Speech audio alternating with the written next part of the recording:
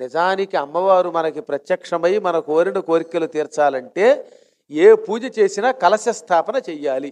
విగ్రహంలో ఉండదట అమ్మ, కేవలం కలశంలోనే ఆవాహన చేయగానే అందులో వచ్చి కూర్చుంటుంది.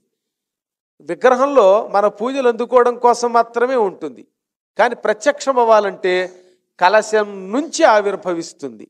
కలశం నుంచి ఆవిర్భవించాలంటే కలశాన్ని భక్తి శ్రద్ధలతో పసుపు కుంకుమలు పూచి జాకెట్టు గుడ్డ పెట్టి కలశస్య ముఖే విష్ణు కంఠే రుద్ర సమాశ్రిత మూలే తత్ర స్థితో బ్రహ్మ మధ్యే మాతృగణా స్థితా కుక్షౌతు సాగరా సర్వే సప్తద్వీప వసుంధరా ఋగ్వేదోధ యజుర్వేద సామవేదో హ్యధర్మణ అంగైశ్చ సహితా సర్వే కలశాంబు సమాశ్రితా అనే శ్లోకం చెప్పాలి.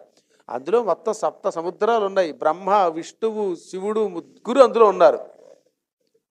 అందుకని కలశస్య ముఖే విష్ణు, కలశం పైన జాకెట్టు గుడ్డతో పాటు ఒక కొబ్బరికాయ పెడుతున్నామే, ఆ మూతి బ్రహ్మ. కలశస్య ముఖే విష్ణు మధ్యే మాతృగణా స్థితా, మధ్యలో మాతృగణాలు ఉంటారు. 27 మాతృగణాలు, చతుషష్ఠి యోగిని గణాలు అందులో ఉంటారు.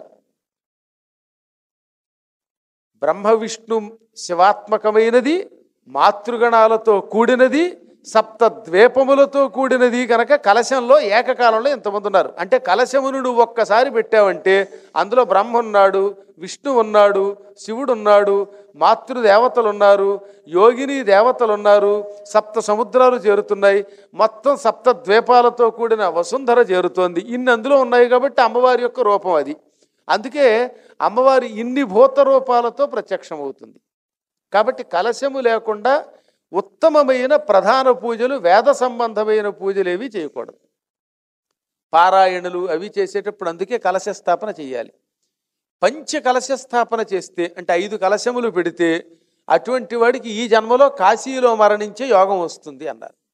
పురాణాలు చెప్పేటప్పుడు, పురాణాలు వినేటప్పుడు, పురాణాలని ఈ ఆయా దివ్యక్షేత్రాలలో సప్తాహం లేక నవాహ దీక్షతో చేసేటప్పుడు 5 కలశాలు కనుక పెడితే ఈ జన్మలో కాశీలో మరణించే యోగం వస్తుంది. శ్రద్ధగా చేస్తే, భక్తితో, మళ్ళీ ఏదో చేశాను లేని బలాత్కారంగా కాకుండా. అందుకని పంచ కలశ స్థాపనం కుర్యాత్.